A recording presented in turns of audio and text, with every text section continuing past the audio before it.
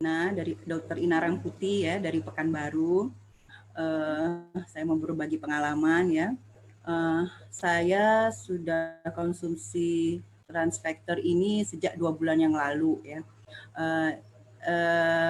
Saya minum Transfactor ini ya, konsumsi Transfactor disarankan oleh abang saya, upline saya juga sekaligus ya, Pak Safri Rangkuti ya.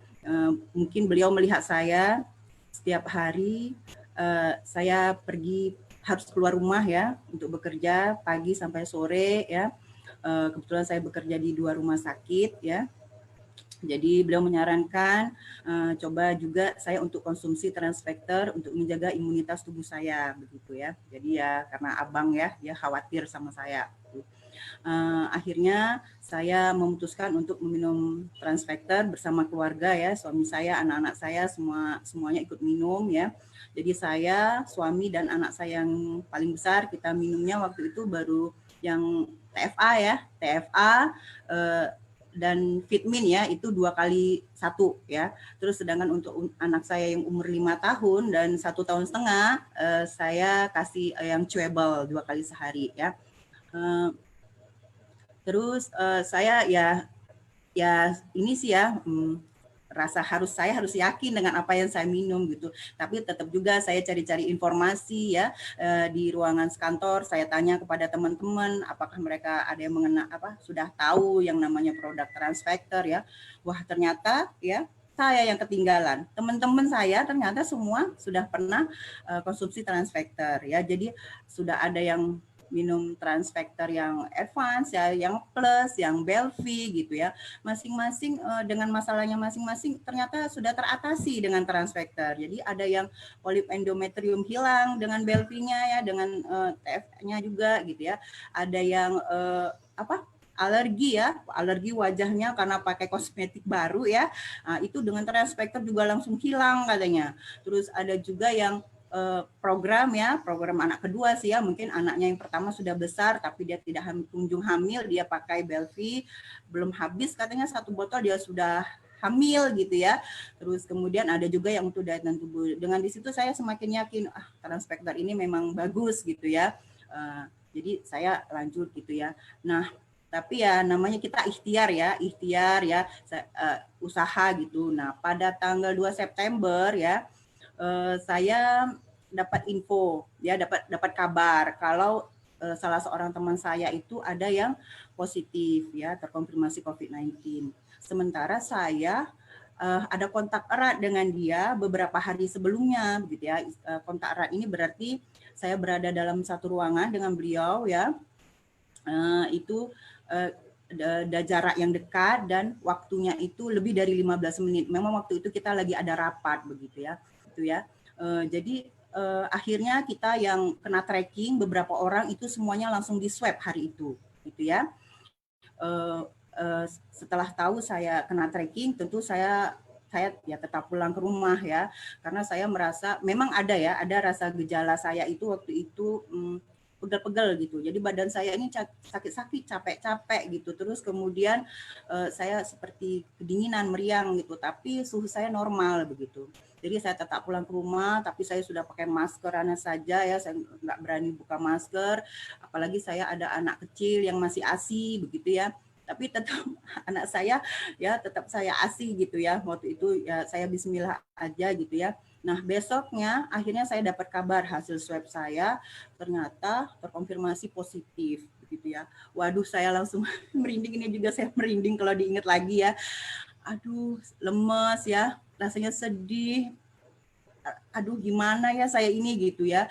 Ya sempat juga seperti ya sama dengan Dokter Ani ya, kepikiran apa saya akan meninggal begitu ya. Jadi waktu itu ya bingung sekali rasanya. Saya rasanya kalau harus diisolasi di rumah sakit saya juga takut, walaupun saya kerja di rumah sakit ya. Saya bingung. Akhirnya satu malam saya masih tidur di rumah ya. Saya sudah isolasi di kamar, tapi saya nggak nyaman gitu ya. Dan saya nggak nyaman semalaman itu, saya susah tidur. Besoknya juga teman-teman saya kontak-kontak saya ya, nanya kabar saya. Terus mereka juga sepertinya sangat menginginkan saya untuk diisolasi di rumah sakit saja supaya saya dapat pemeriksaan lebih lanjut, saya terpantau begitu. Dan ternyata saya dikabari kalau ternyata CT saya itu 22 begitu. Jadi wah itu tinggi sekali gitu, itu infeksius sekali. Semakinlah saya khawatir dengan keluarga saya di rumah, begitu. Akhirnya saya diskusi dengan suami dan abang saya ya, Pak Safri Ramputi gimana ya, gitu bagusnya. Akhirnya kita ambil keputusan saya diisolasi di rumah sakit. Gitu. Nah jadi selama di rumah sakit saya ya diperiksa semuanya ya, terus alhamdulillah semua hasil pemeriksaan darah, analisa gas darah, ronsen ya lumayan bagus ya, tidak ada kelainan yang terlalu serius. Terus saya sharing lagi dengan abang saya Pak Safrian Putih, ini gimana ya saya for life-nya. Beliau menyarankan di ini coba for life-nya di itu apa transfector ya, saya minum transfector yang advance, coba transfectornya dinaikin lagi dosisnya. Kalau kemarin saya cuma 2 kali 1, coba dia dinaikin jadi 3 kali 3 atau kalau bisa sih 3 kali 5 begitu. Nah saya ini kan masih ragu ya gitu, aduh kok banyak ya, aduh nggak kebanyakan gitu ya. Jadi saya masih ragu-ragu, akhirnya saya putuskan minum 3 kali 2 aja dulu gitu ya. Jadi saya minumnya hanya 3 kali 2, vitaminnya tetap saya minum juga ya. Jadi cek swab selama di isolasi itu setiap 3 hari gitu ya. Swab pertama akhirnya keluar ya. Saya tingkatkan ya, kalau biasanya saya 2 kali sehari, ini jadi 3 kali 2. Swab pertama ketika diisolasi ya, itu keluar masih positif ya, masih sedih, tapi CT-nya langsung meningkat jadi 27 ya. Ya tapi itu masih infeksius ya. Ya saya harus ambil semangat lagi, saya masih lanjut dengan TF saya yang 3 kali 2 dan ya dengan yang lain ya, pokoknya saya ikhtiar apapun yang disarankan saya usahakan gitu ya.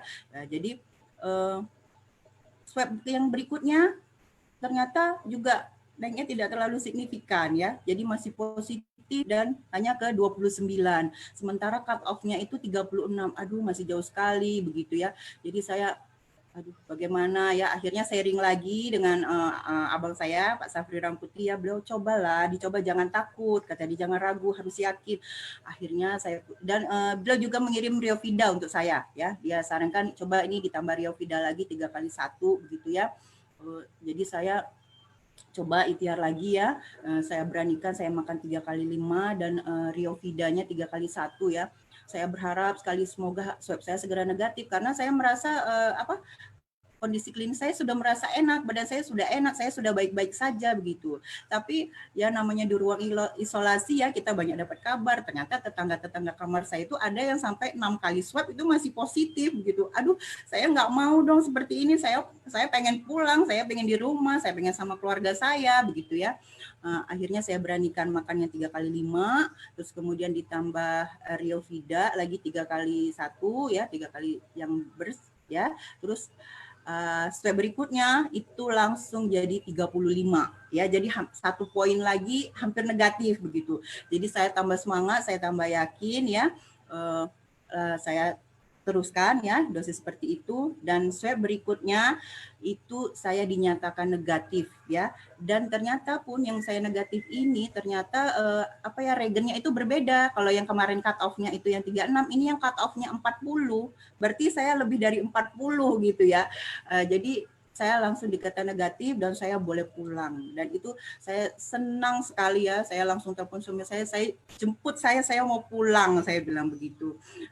Terus jadi begitu ya pengalaman saya. Jadi buat teman-teman yang mungkin masih harus beraktivitas keluar rumah ya, masih harus keluar ya, itu saya sarankan jangan ragu untuk jadikan transfector untuk salah satu ikhtiar kita untuk menjaga imunitas tubuh. Dan buat teman-teman yang sekarang sedang isolasi ya, baik isolasi mandiri di rumah ataupun isolasi di rumah sakit ya, jangan ragu juga untuk jadikan transfector sebagai salah satu ikhtiar kita untuk menghilangkan virus COVID, membuat swab kita jadi negatif begitu.